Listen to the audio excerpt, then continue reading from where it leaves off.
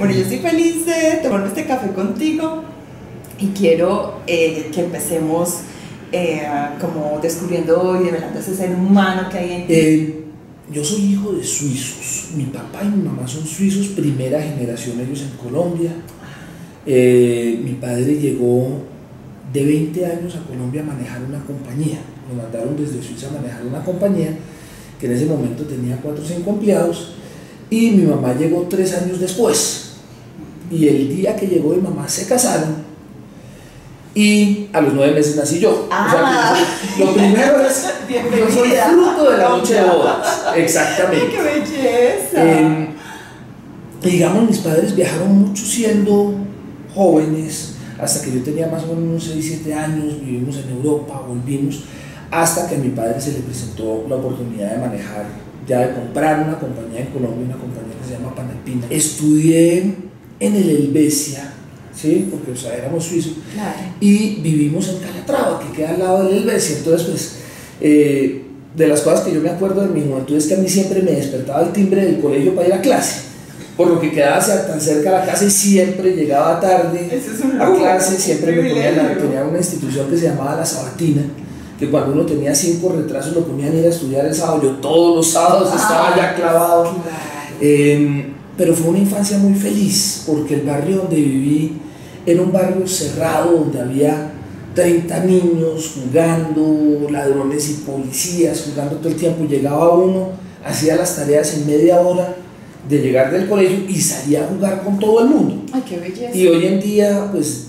los amigos del barrio guardamos una relación muy entrañable. Los cursos eran relativamente pequeños en ese momento, y ahí me tocó un curso donde éramos aproximadamente 18 personas. Buenísimo. Y nos graduamos 2 cursos, y en los 2 cursos habían 8 hombres y 28 mujeres. Entonces éramos consentidos.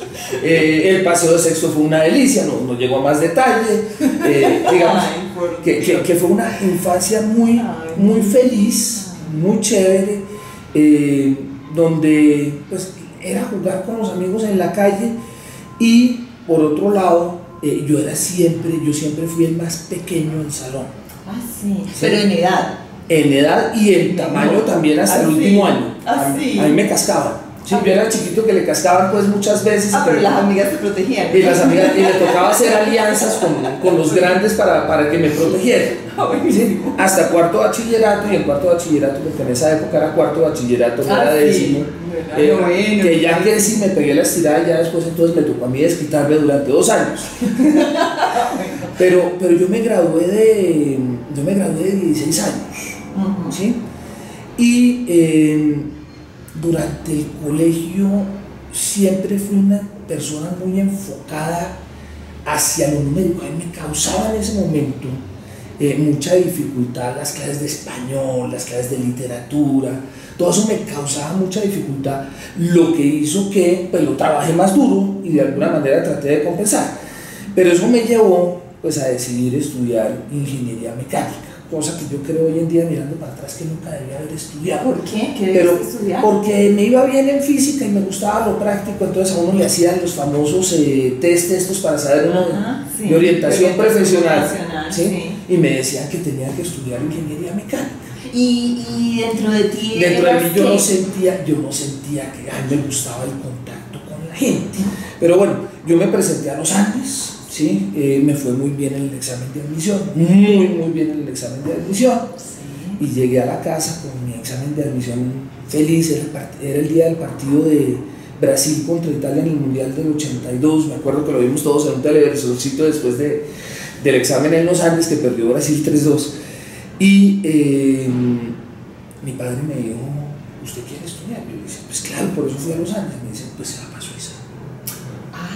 Sí. Y yo, muy hablando de 16 años, me fui para Suiza. Pues el de 20 estuvo en Colombia, porque no. Sí, exacto, el hijo de 16, exactamente. Me fui para Suiza. ¿Sí?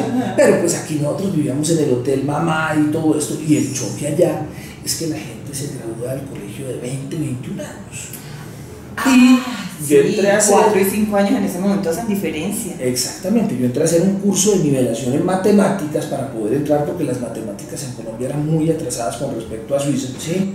Me acuerdo que empecé viviendo en la casa de una viejita, mis padres me pusieron a vivir en la casa de una viejita que le tenía a uno la comida y todo eso, pero la viejita me cogió piedra porque yo me bañaba todos los días, pues, es decir, que le llegaba la cuenta del agua alta, y como yo estudiaba hasta tarde, entonces siempre hacía 3 pedazos de carne así y un pedacito así, y éramos 4 estudiantes, entonces a mí siempre me tocaba el pedazo pequeño. A los 6 meses ya estaba desesperado, ¿sí?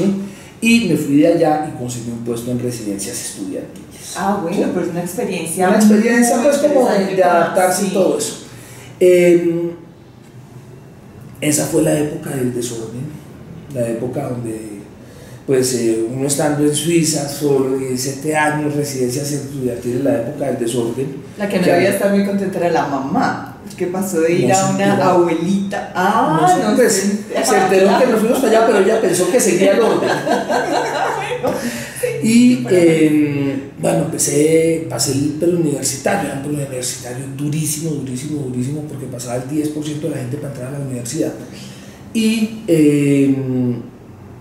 hice el primero y segundo año en Ingeniería Mecánica en Suiza, en la Escuela Politécnica Federal de Lausana. Un nombre tremendo y una universidad espectacular. Sí, suena muy pero bien. una universidad muy seca, muy dura, la gente, es decir, tomaba clases y se iba y todo eso, y la verdad Suiza es muy complicado. Suiza es un país que uno siendo joven, queriendo destrozar el mundo, y con alma latina. Y con alma latina, uno con lo que se encuentra es un país en Suiza donde lo que no es prohibido es obligatorio, pues es decir, donde no hay espacio de movimiento para nada. Sí. Exactamente, y entonces sacaron un programa de intercambio con las universidades de Quebec, donde uno no tenía que pagar nada de universidad, y de los que aplicaban, los que tuvieran mejor promedio pasaban. Entonces los últimos 4 meses me pegué una clavada, me dejé la vagabundería, 4 meses una clavada tremenda, y me gané el intercambio y me fui a terminar la carrera a McGill en Montreal. Ah, pero qué bueno. Y Montreal es una ciudad Sí, espectacular, sí. espectacular. Guardo todavía muchos amigos allá, con un enfoque muchísimo más práctico, ¿sí? Y con tan buena suerte que el primer año de vacaciones, estando allá en Montreal, vuelvo a Colombia y en una fiesta me encuentro a la que hoy en día es mi esposa. Ay, qué es esa belleza. ¿Sí? Me acuerdo que la trajo un amigo a la fiesta y a mí no me importó. No la llevó un amigo a la fiesta para presentarla. No, venía con ella. Exactamente. Qué bonito. Claro, qué bonito. Entonces, ¿todavía son amigos? somos muy amigos. Bueno. Somos muy amigos. Eso está bien, entonces siempre lo fueron. Bueno, entonces, de ahí me devolví a estudiar el último año, ¿sí?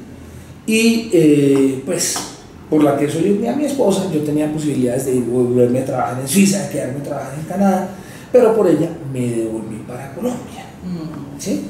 Y me acuerdo, pues, ella estudiaba Derecho en la Javeriana, y durante primero, segundo año estuvimos de novios, ¿sí? Yo la llevaba, la traía a la universidad y todo eso, de ida para el trabajo, porque yo empecé a trabajar, y cuando ella estaba en tercer año nos casamos.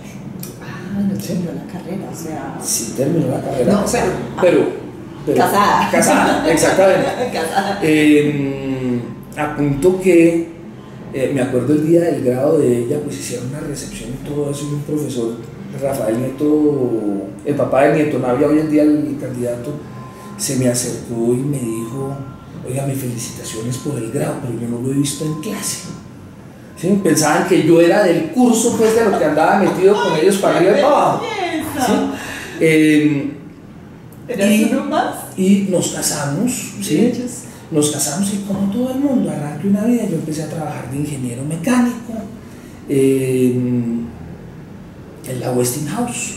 Pues en esa época el trabajo no era importante, lo que era importante era que uno estaba recién casado y todos estos temas. ¿Sí? Y al año pusieron una bomba en la Federación de Cafeteros que quedaba abajo de la aseguradora del Maine. Esto es 1988, por ahí. 88, 89. Fue bien complicado. Bien complicado. Y, no, de pronto un poco más tarde, 90. Y pues en ese momento quedé vacante, me puse a buscar de nuevo trabajo y me puse a vender maquinaria. Pero interesante porque ahí empieza tu relación con la gente, qué es lo que te gusta. O sea, en ventas estás en contacto con la gente. En ventas estoy ya en contacto con la gente. Sí. Y yo creo que independientemente que he tenido muchos empleos interesantes, sí, para mí ese es tal vez el más interesante que he tenido en mi vida. ¿Por qué? Porque uno hacía correrías por todo el país en las diferentes industrias, hacía relaciones con mucha gente y era súper interesante y súper divertido. Yo me la gozaba para arriba y para abajo, sí. ¿Sí? Hasta que en un momento dado, y en ese instante hay que pensar, uno es un ingeniero mecánico que sabe de mecánica, ¿sí? Uno no conoce absolutamente nada más, y un amigo del barrio, el papá de un amigo del barrio en realidad que también era amigo, era el presidente de Croydon. Y él hubo unos cambios en Croydon, pues en esa época entró gente de Medellín a Croydon y lo echaron, y por indemnización le dieron el taller que le hacía los moldes para las suelas a Croydon. Sí. Y él me llama y me dice: ¿cómo está su trabajo? No, yo estoy muy feliz, necesito que me venga y me ayude a manejar esta empresa, el taller. Y es mi primera experiencia gerencial. Yo de nuevo como mi padre de 21 años manejando esto, pero sin ninguna herramienta, Isa, sin ninguna herramienta. Es decir, yo no sabía lo que era la contabilidad, yo no sabía de manejo de personal en planta, no sabía del manejo pues laboral de la gente, etcétera, etcétera. Y 21 años es una edad muy tierna, para muy tiernito y toda la cosa. Y la verdad fue una época muy difícil, porque de aprendizaje. Era muy difícil. Y además, con tu primer entrevistado de presidente, porque en esa época estaba el doctor Gaviria de presidente, sí, llegó la apertura, y la apertura hizo que empezara a llegar calzado a 50 centavos de dólar. Sí. Y fue una época dura, una época donde lógicamente la atención se situaba en la casa y toda la cosa. Claro. Y al cabo de 2 años yo dije: no, esto no tiene sentido, pues el negocio como tal no tiene sentido. Y entonces hablé con el dueño y le dije: mire, esto hay que vender, esto no tiene sentido pelearlo así, esto tiene que estar afiliado a una de las compañías que utilizan los moldes. Y conseguimos un cliente y al cabo de 6 meses vendimos. Y yo me quedé ahí en la calle, inmediatamente estaba en la calle de la empresa donde yo era vendedor, me llamaron y empecé de nuevo a vender, pero ya no máquinas de control numérico, sino a vender puentes grúa. ¿Sí? Ya. ¿Sí? Un cambio. Entonces, un cambio total, y ahí tocaba volver a hacer el negocio, volver a organizarlo, y ahí me fue súper bien. Ya más empoderado, con la experiencia, ya tenía experiencia, sí, etcétera, etcétera. Personal. Hicimos un tema muy interesante. Abriendo mercado, y alcanzamos a tener, arrancamos con el 10% del mercado, teníamos al final, que cuando yo me fui teníamos el 70% del mercado. ¿En cuánto tiempo? En 2 años y medio. Impresionante. Sí, es muy poco tiempo para hacer. Pero bueno, digamos que buenísimo. primero tuve jefes muy buenos. ¿Sí? Claro. Entonces eso ayuda muchísimo. Sí. ¿Sí? Y digamos que también la competencia era una competencia que no era muy dura, eran pequeñas firmas que importaban y todo eso. Entonces yo lo miro hacia atrás y digo: espectacular, y espectacular porque pues mostrar esos resultados me permitió después salir para el MBA. Claro. ¿Sí? Pero si guardo recuerdos de nuevo es el contacto con la gente. El contacto con la gente era espectacular, porque de nuevo tenía uno que ir a los diferentes sitios, volver a otra época feliz de contacto con la gente. Sí. Me acuerdo que en esa época había una empresa que se llamaba Industrias Capital.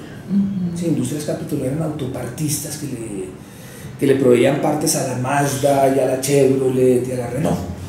Sí. Y estábamos vendiendo unas máquinas, y la persona que me atendía se llamaba Álvaro Quinche, era el director de mantenimiento. ¡Qué memoria! Sí, no, pues que vas a ver por qué me acuerdo. Hay vínculo todavía ahí. No, porque es que yo llegaba siempre, pues pelado, como era uno, y llegaba siempre a la portería de Industrias Capital para hacer la venta, y llegaba donde el celador y le decía: por favor, Álvaro Quinche, en la extensión 215. Yo siempre le llamaba pues al celador. Y el día que íbamos a cerrar el negocio, Isa, llegué con el dueño de la empresa de Imocom, que era donde yo trabajaba, que vendíamos la maquinaria. Y llegué a la portería y llegué donde el celador y le dije, por favor, al lado 15 en la extensión 215. Y el celador no se voltea y me dice, ¿de parte de quién? Yo le dije, no, de parte de Mark Cashman de Imocom. Coge el señor el teléfono, donde el doctor Quinche le dice, doctor Quinche, viene el marqués de Nemocón. Ay. Y hoy en día todavía hay gente que me dice marqués. ¿Qué tal? Entonces era muy divertido, era muy sabroso. En ese momento ya tuvimos nuestro primer hijo, Diego, y era una época feliz, era una época donde uno tenía que vender, pero no tenía preocupación. Claro, y creciendo juntos y toda la cosa. Pero llegó el momento donde, y aquí empieza a funcionar mi señora en mi vida, donde empieza a funcionar bien desde el punto de vista profesional, donde ella me dice, bueno, ¿y de aquí para dónde vas? Y yo miraba arriba a mi mocón y veía que mi jefe era dueño. ¿Y tú marqués? Y yo marqués, yo era marqués, pero él era dueño, y dueño mata marqués. ¿Cierto? Entonces, no sabía uno, ¿sí? ¿Cuál era el futuro dentro de la empresa? Yo con una formación de ingeniero mecánico, pues el tema de pasarse para otros lados era muy complicado, era muy difícil. Y entonces mi señora me dice, no, pues empecemos a mirar a ver y aplicamos afuera. Pasaron 2 años más, tuvimos a mi hija Mariana, ya con Diego y Mariana en la casa era otro tema, en una dicha. Y aplicamos el MBA y decidimos irnos a la Universidad de Virginia a hacer el MBA. ¿Por qué la Universidad de Virginia? Porque estaba dentro de las 10 mejores y todo esto, pero mi señora también iba a hacer su especialización en Derecho, su máster en Leyes. Entonces nos fuimos los dos en la misma universidad, hicimos ella el máster en Leyes, yo mi MBA, con 2 niños de 3 y 1 año. Una locura.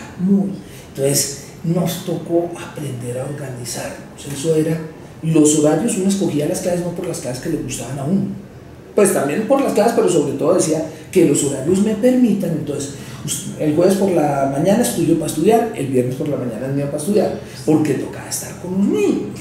Entonces nos partíamos los horarios para poderlo hacer y teníamos un compromiso, es que durante la semana estudiábamos, nos matábamos, si fuera 3 de la mañana si era necesario, pero el fin de semana era para los niños.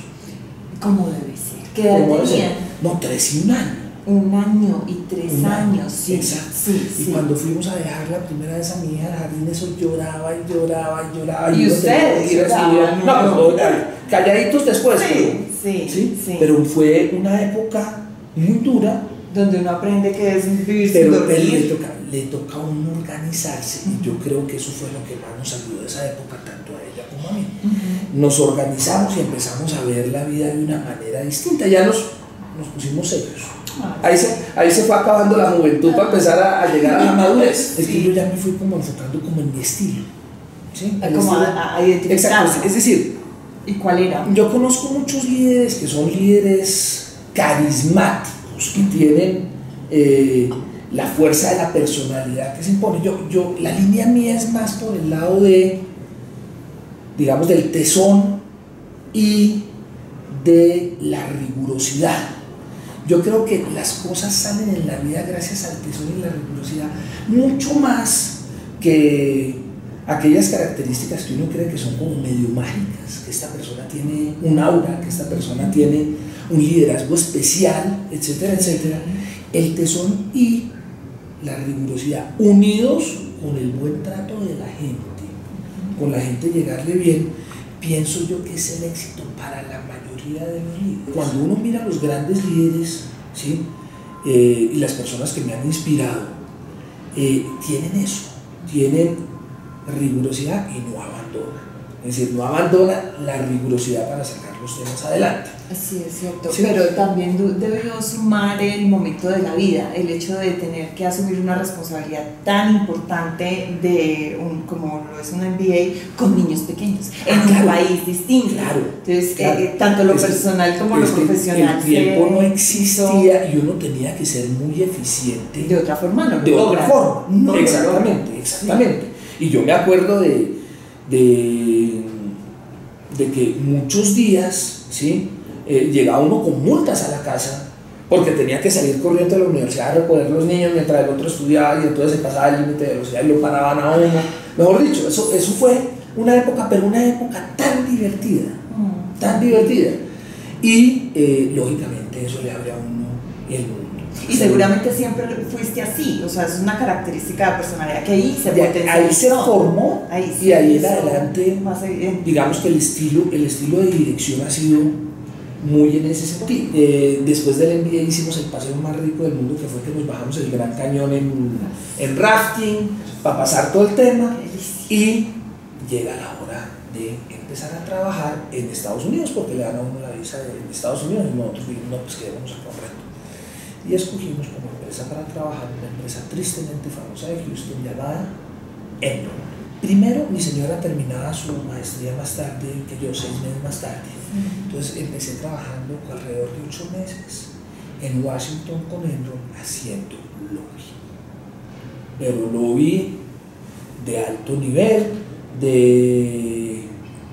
me tocó sentado en una mesa con Bill Clinton siendo presidente, impulsar compras o desarrollos de termoeléctricas, hidroeléctricas, tuberías de gas en todo el mundo. Entonces, ¿qué pasaba? La gente de Houston era la del negocio, traía el negocio, pero esos negocios siempre se hacen a otro nivel cuando se trata de temas de infraestructura tan grandes. Fue ver el tema político desde cerca y cómo funcionaban las cosas durante 8 meses, pero las reuniones que tuve yo en ese tiempo fueron espectaculares. Yo me quedé en la casa de mi hermano que vivía en ese instante en Washington, mi señora vivía 3 horas y yo los fines de semana me devolvía, veía a los niños y trabajaba durante la semana. ¿Sí? Hacer eso con sacrificio y pagar una cuota. Pero pues no era grave, igual ella estaba estudiando. Acordate que entre semana eso era estudiar hasta las 3 de la mañana, no se daba un nivelcito de buenas noches, eso era tremendo. Sí. Y se acabó esa temporada, ¿sí? Y ahí tengo anécdotas las que quieras, pero pues se acabó esa temporada y entonces ya Andrew nos dijo, bueno, ahora para Houston. Y nos fuimos toda la familia para Houston. ¿Sí? Y en Houston empezar a trabajar ahí en finanzas. Éramos un área que dentro de la organización no era muy querida. ¿Por qué? Porque nosotros éramos los que le pagábamos los proyectos a los desarrolladores. Claro. También le decíamos que sí, pero pagábamos más de lo que decíamos que sí. Pero veíamos todo lo que pasaba, veíamos cómo se hacían las inversiones, toda la cosa, cómo las valorizaban. Y hasta cierto punto, de manera limitada, veíamos parte del manejo contable que se venía haciendo. Pero al mismo tiempo teníamos al presidente de la compañía diciendo todas las semanas: esta compañía nunca ha ido mejor, etcétera, etcétera.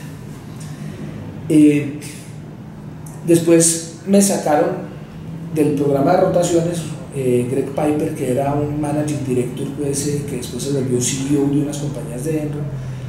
Trabajamos un proyecto juntos, me sacó y me llevó a trabajar en Enron Online, que era el tema de la plataforma de trading donde se compraban y vendían derivados, ¿sí? Que era una cosa inmensa, ¿sí? Eso vendía $200.000 millones al año, $200.000 millones una locura de tema, ¿sí?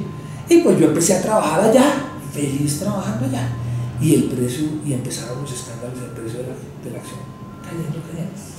En 3 meses la compañía se quebró.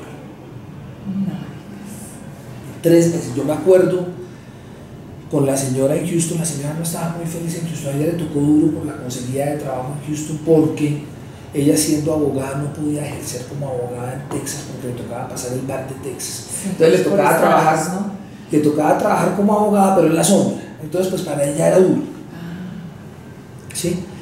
Y un domingo, sentados viendo televisión, cuando de pronto News Alert en el televisor se quebró Enron. No.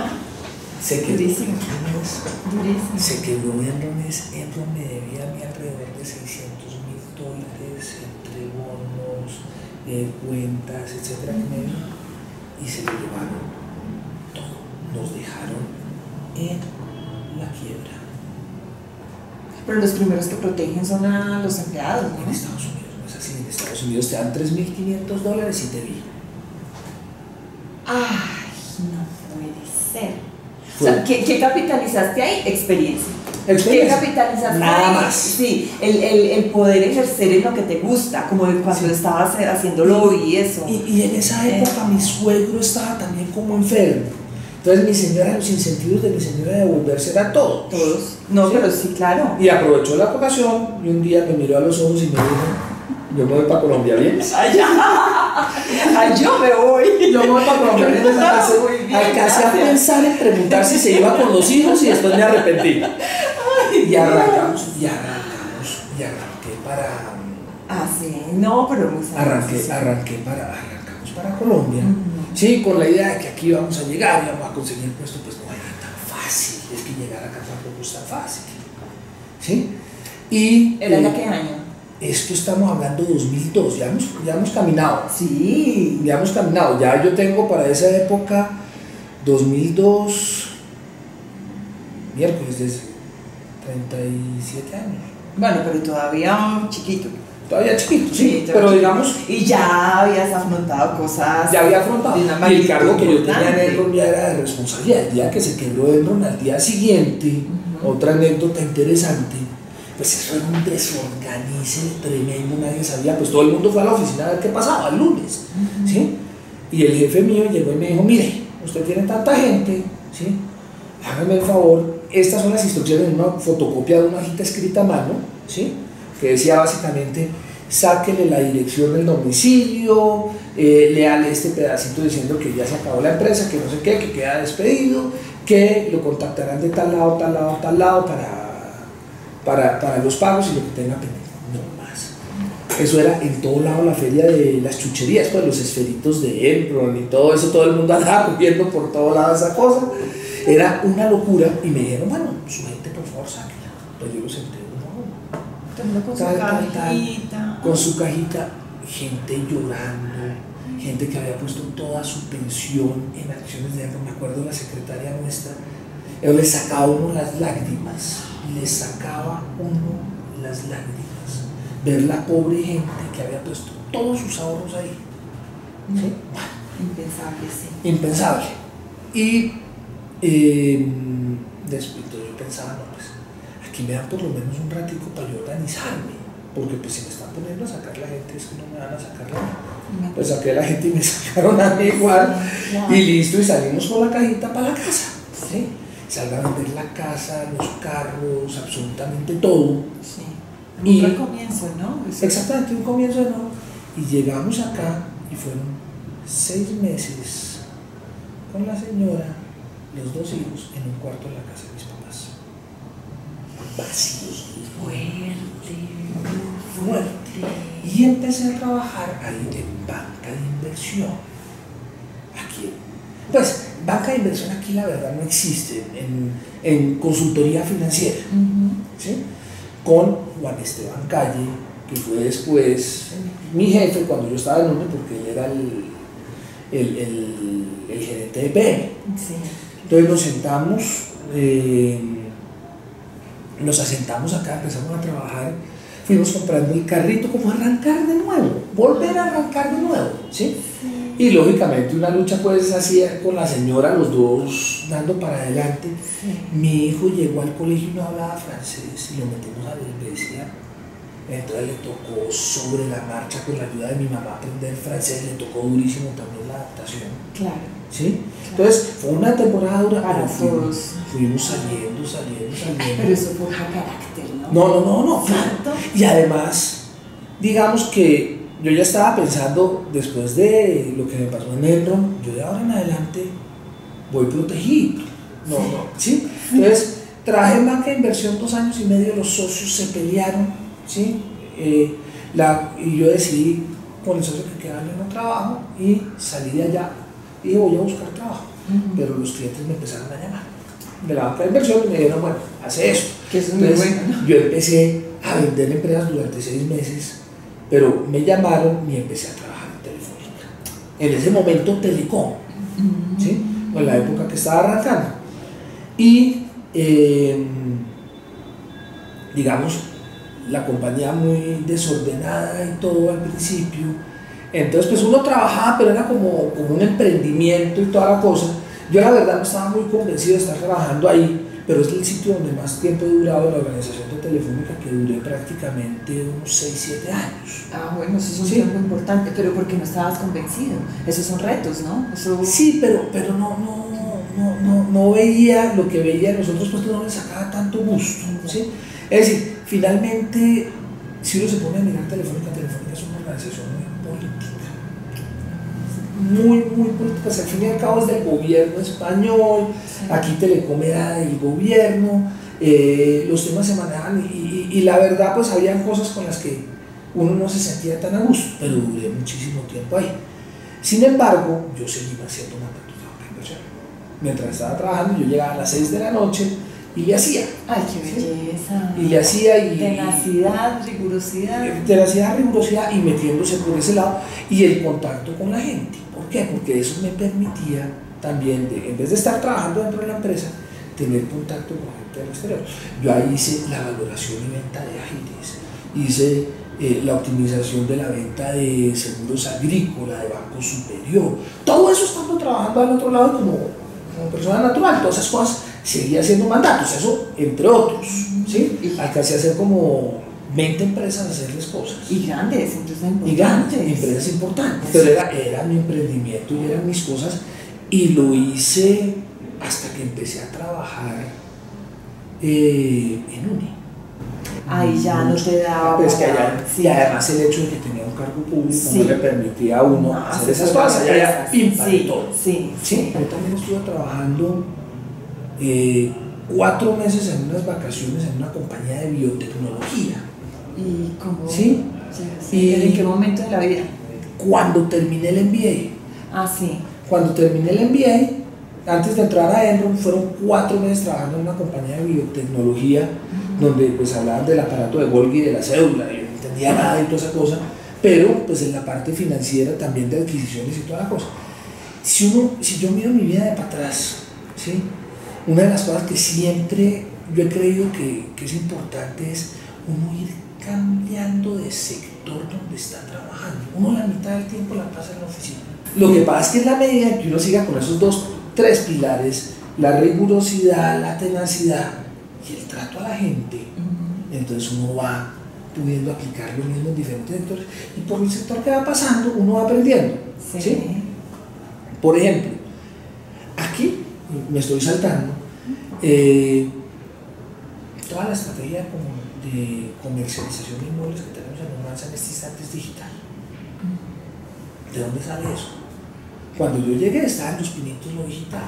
Yo vengo de telecomunicaciones, todo en telecomunicaciones digital, trae uno cosas de otros lados para acá. Sí, señor, por supuesto. Entonces, eso enriquece mucho. Esos cambios son chéveres y yo he aplicado, no solo desde el punto de vista de ir cambiando de sector de lo que voy haciendo, sino que, digamos, hoy en día yo estoy aquí de gerente de la empresa, pero pues tengo unas juntas directivas en sectores completamente distintos, soy profesor. Ah, sí. Yo edito en el MBA de los Andes. Ah, magnífico. ¿Sí? ¿Hace cuánto? Pues yo paré cuando estaba, pero empecé en el 2006. Sí. Y ahora pues dicto cada año el MBA de los Andes y en la Sergio también en el MBA, pero por gusto, porque yo me imagino pues ya jubilado en una universidad dictando.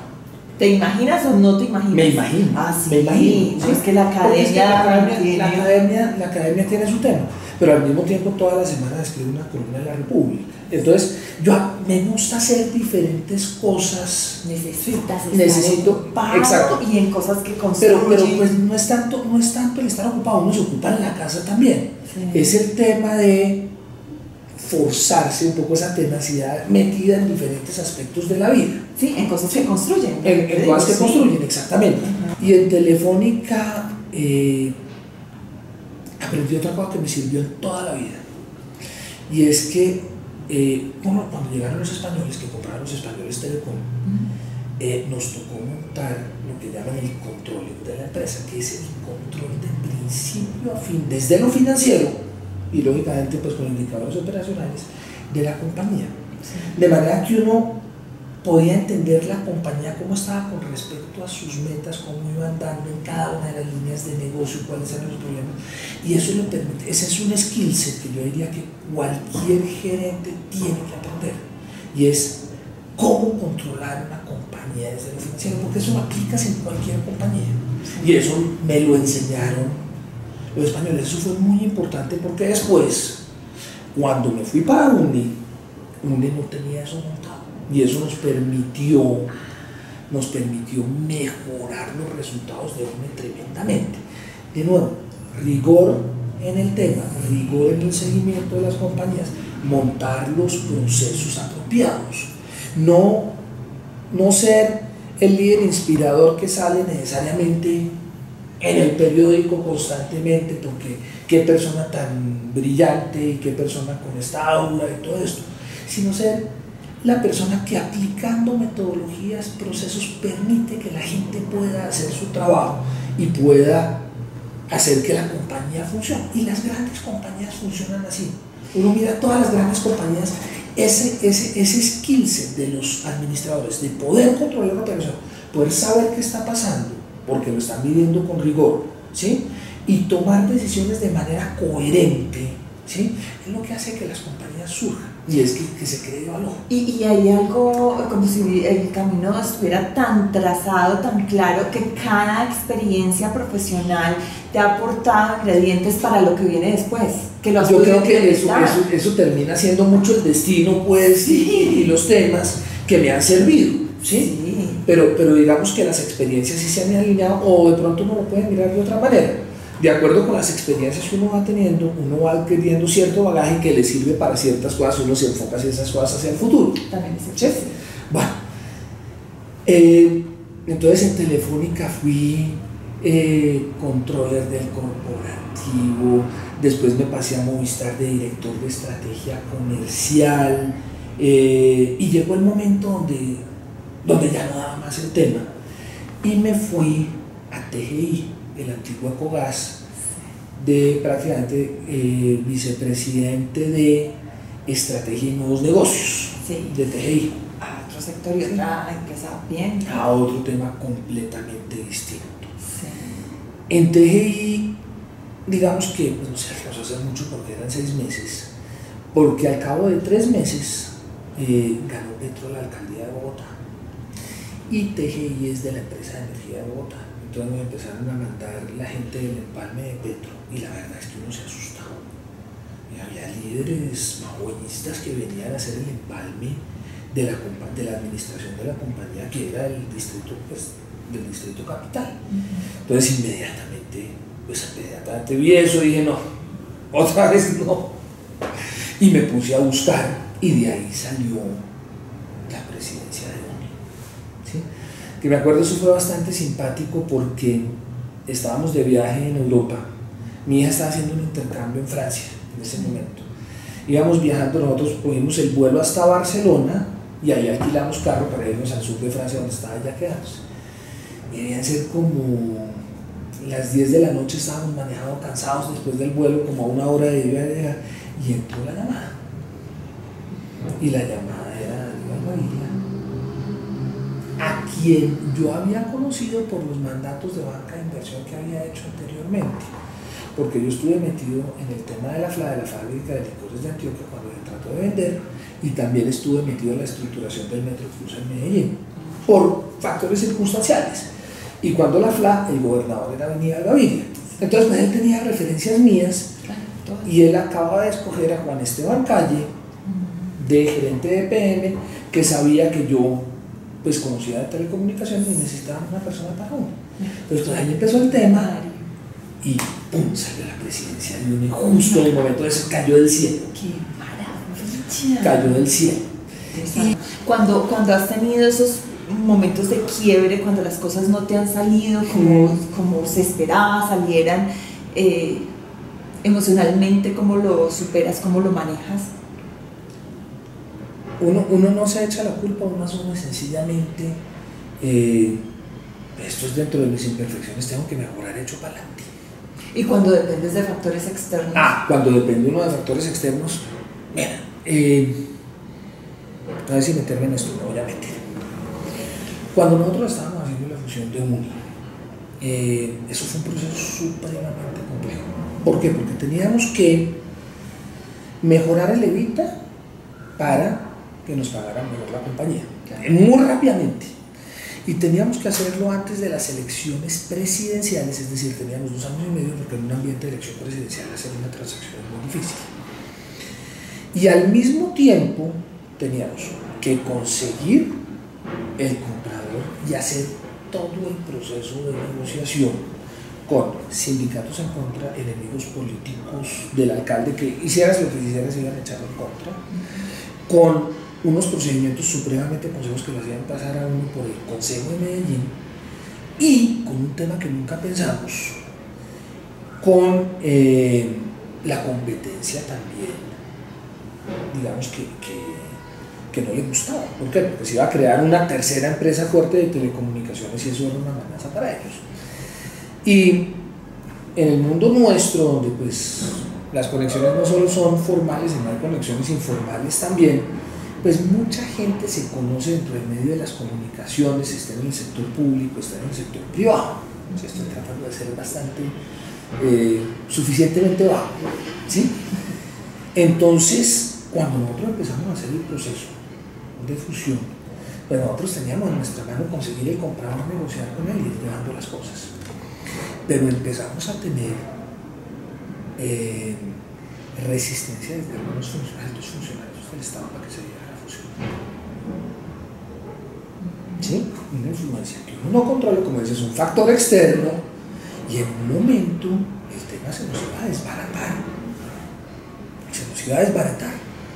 Entonces, ¿qué hicimos? Bueno, no controlamos esto, nos reunimos con todo el mundo y dijimos qué tenemos que hacer para que esto siga adelante y para que estos señores dejen de pagarnos esto.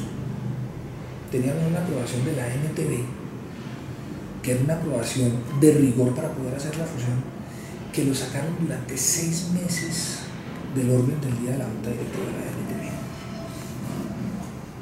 Entonces, de nuevo, de eso no hay rigor.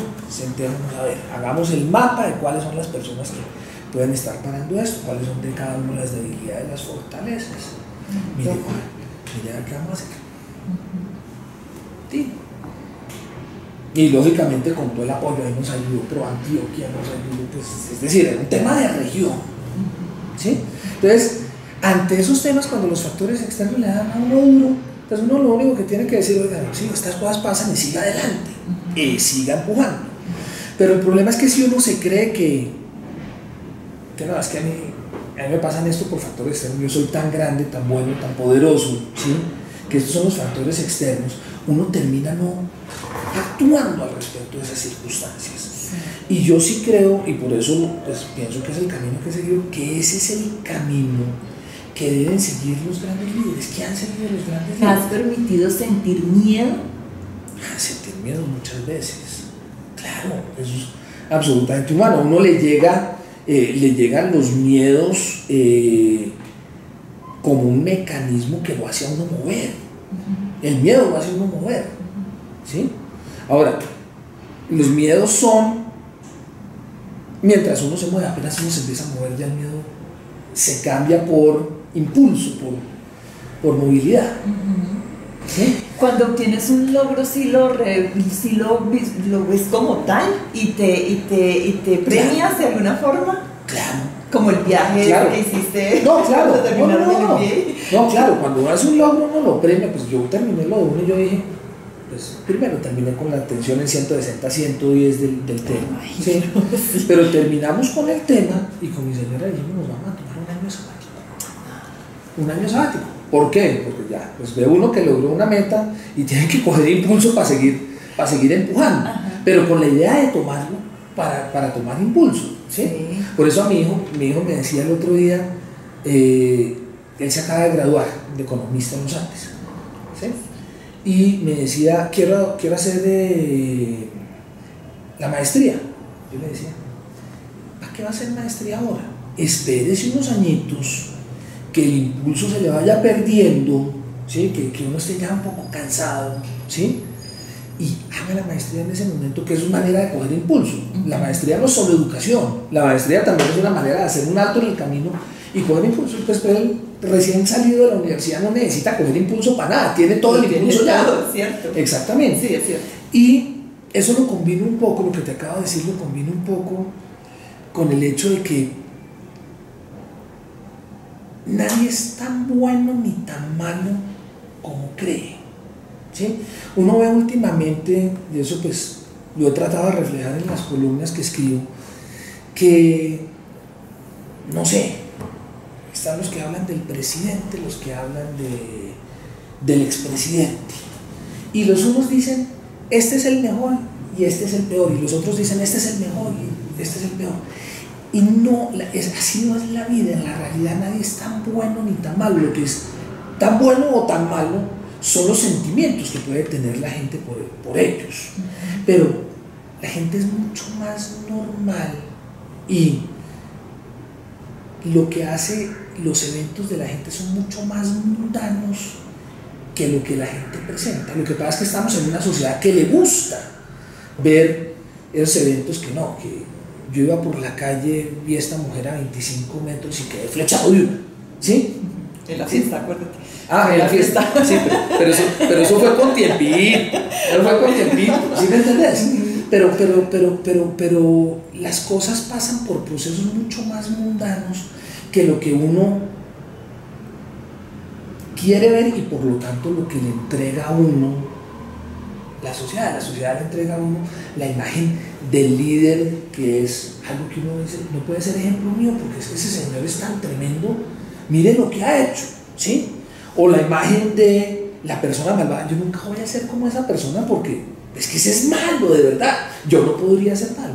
Y la verdad es que uno está mucho, mejor dicho, no es que uno esté más cerca de los extremos, sino que los extremos no están tan lejos de lo que uno cree. Sí, eso es cierto. Y en eso tiene sus implicaciones prácticas de todos los días. Eso significa que uno no tiene que andar pensando que uno tiene que pelear por imposibles, que logrando este imposible voy a llegar a otro lado y todo esto. Uno tiene que saber para dónde va, pero uno tiene que darse cuenta que uno caminando caminas paso a paso, no de a pasos de 100 metros. Miras para atrás, si pudieras editar algo que tú dijeras, yo hubiera hecho esto distinto en mi vida, ¿sí? ¿Lo has considerado? ¿Qué sería?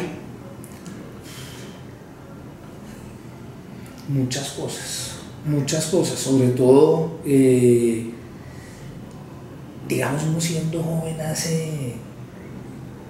coge por muchos caminos, no tiene direccionamiento claro. Se sale del apartamento de la abuelita, de la señora abuelita. Sí, exacto. No, pero hace uno muchísimas cosas que, es decir, yo siento que si a mí me hubieran dado una buena orientación con lo que estaba de moda hoy en día, un buen coaching con un buen coach, cuando tenía 25 años, ¿sí? ¿Qué hubieras estudiado? No, hubiera estudiado, no, después de haber estudiado, independientemente de eso, bueno. ¿sí? Me hubiera ahorrado 10 años de vida infructuosa. Pues por lo menos según los estándares sociales. De vida infructuosa. No. Pues niña, cuando uno se pone a mirar la época de trabajo como ingeniero, la pasaba uno rico y todo eso, ¿sí? Pero cuando yo me fui a hacer el MBA ya tenía 31 años, pues son 32 años. Entonces yo de esa época, de los 10 años, hice cosas y todo eso, pero digamos que el crecimiento en la carrera profesional fue limitado. Yo empecé realmente mi carrera en la segunda parte. Ahora, la pasé bueno y uno tampoco puede arrepentirse de pasarla buena, ¿sí? Claro. Pero sí hay cosas donde uno dice, hay decisiones que uno dice, hubiera podido tomarla distinto. Pero de nuevo, nadie es tan bueno ni tan malo. Yo tampoco tenía las herramientas para tomarlas mejor en ese momento.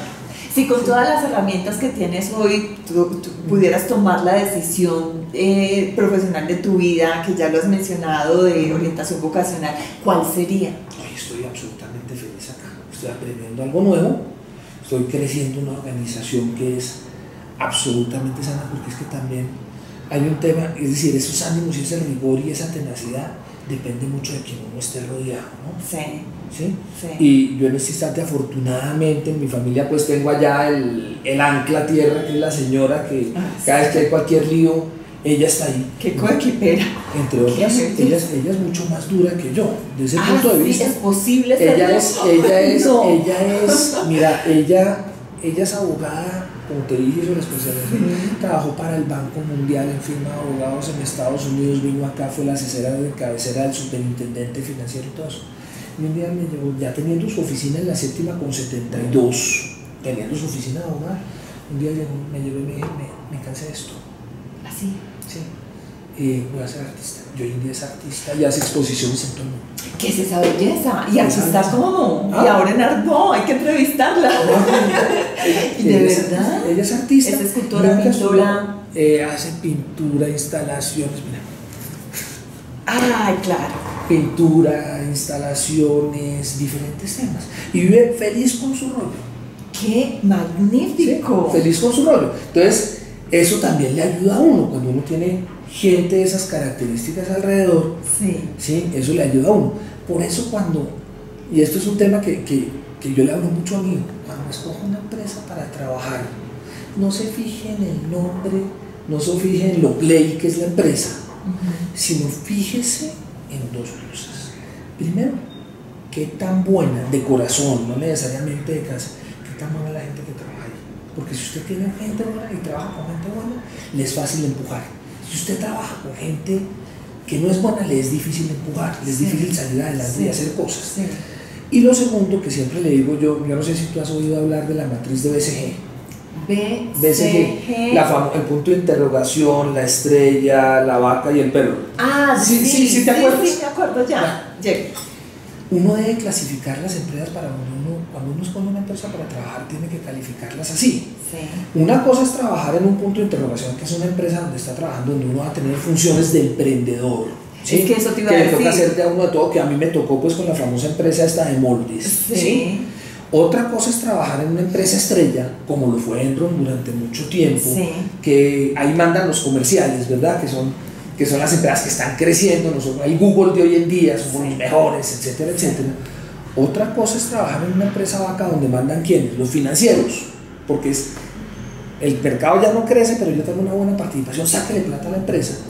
Y otra cosa es trabajar en una empresa perro donde están haciendo reestructuraciones a cada rato, ¿sí? Pon las empresas del sector petrolero, del sector de telecomunicaciones que tanto están cayendo hoy en día, reestructuraciones, donde buscan nuevos modelos de negocio, donde el ambiente es tenso todo el tiempo. ¿Sí? Sí, eso es mucha diferencia. Depende de la personalidad de uno tiene que escoger las empresas de esa manera. El sector es irrelevante comparado con eso. Claro. ¿Y qué tal que él quisiera ser emprendedor? Él hoy en día está trabajando ya. Está trabajando en el sector financiero en calificadora de riesgo. Buenísimo. Está aprendiendo y todo eso. Yo no creo que él sea emprendedor. Él se parece mucho a mí en muchas cosas. Por lo menos eso creo yo. Sí. ¿Tienes aversión al riesgo? ¿Muy alta aversión al riesgo? Pero yo no tengo aversión al riesgo.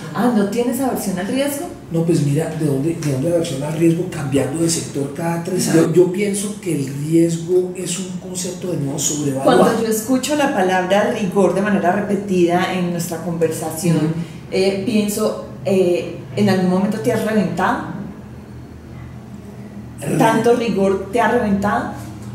Sí, y porque no tenía las herramientas en ese momento, ¿sí? Y me acuerdo mucho de una conversación en la casa de mis padres en una cena, ¿sí? Años después, que mi mamá le dijo a mi papá, es que usted lo agarró muy chiquito y lo puso allá y lo puso mucho a sufrir, su sentimiento de mamá. Y le dije yo a mi papá, y te agradezco por eso. Porque eso me puso límites. Me puso límites y fue supremamente emocional el momento. Pues ahora me emocioné. Buenísimo, claro. Si uno no se infla, pues tampoco explota cuando le ponen un pinchazo, ¿no? Sencillamente, pues, recibe el pinchazo y listo. Sí. Entonces, es una filosofía no de aversión al riesgo, no de protección, sino sencillamente de pararse donde uno cree que está. Tú ahora hablaste de superhéroes. ¿Cuál es tu kriptonita? La kriptonita. La kriptonita está en la casa, es la señora. Así es, y tiene el mismo efecto. Si uno se acerca, y se calma. ¡Qué belleza! Sí, no, la kriptonita es la señora, definitivamente, es el ancla. ¿Sí? Cuando uno viene a trabajar y se enfrentó por cualquier cosa saliendo de la casa, el día no es igual.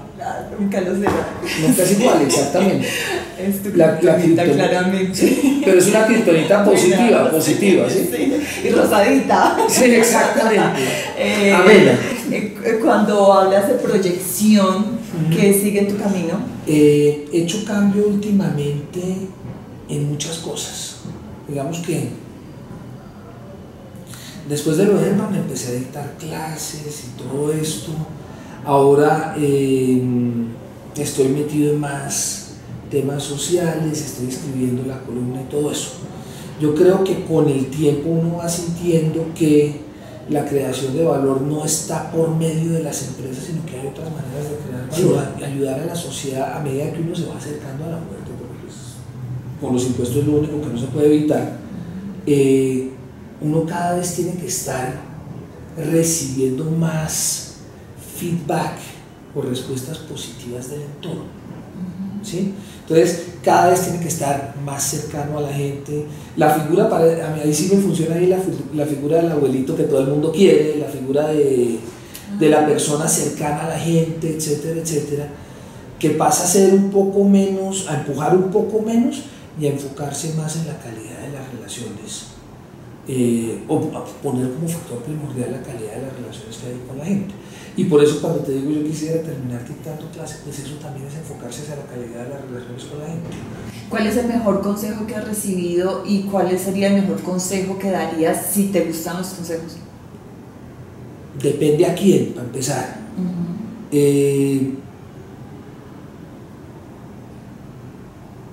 Porque al abuelo no se le acerca por consejo. Sí, pero hay tantas cosas. Yo pensaría, ¿sí?, que un consejo no es algo que se resume en una frase, para empezar. Es decir, un consejo de una frase no existe. Existe una relación con una persona, sí, en la cual podamos guiar. Conozco muy poca gente que le hayan dicho unas palabras en la realidad. No, es otro de los dogmas que tenemos, que hay una frase que le dicen a uno y le cambió toda la vida. ¿Sí me entiendes? Sí, la única que me ha cambiado toda la vida no fue una frase, y fue un proceso, y fue aquella de sí, acepto. ¿Sí? Exactamente. Eso me cambió la vida, pero eso no fue por esa frase, fue el proceso. Sí. Yo creo que, y lo piensa uno con los hijos, ¿sí?, que la mejor manera de ayudarle a una persona es enseñándole a ser reflexiva en el día a día.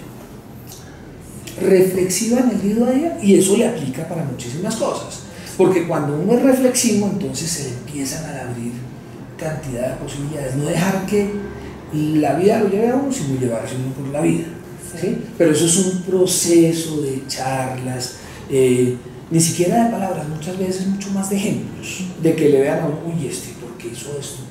Y eso impacta muchísimo más que una charlada, ¿sí? Sí. Y cuando me preguntas de ese punto de vista, ¿dónde he visto yo esos comportamientos y todo eso?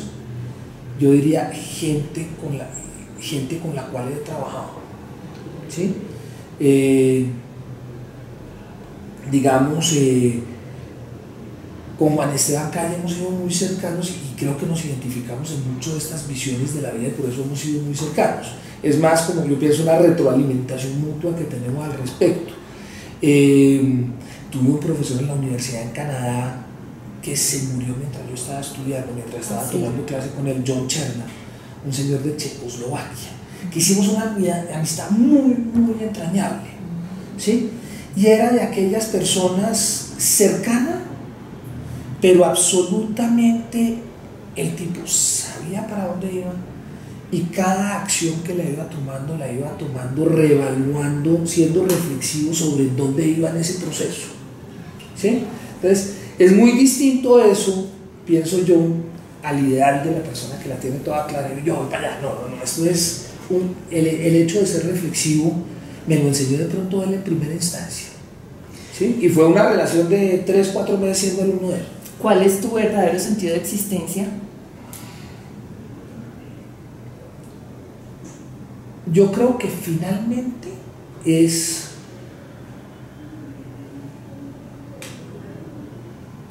sentirse bien porque uno, directa o indirectamente, ¿sí?, está ayudándole a la comunidad. Ahora, eso está allá atrás, está allá atrás. Lógicamente en el día a día uno no lo ve constantemente, uno busca pruebitas de eso aquí y allá. Yo no creo de nuevo en esas ideas grandilocuentes que mi meta en la vida es unificar Francia. ¿Sí me entendés?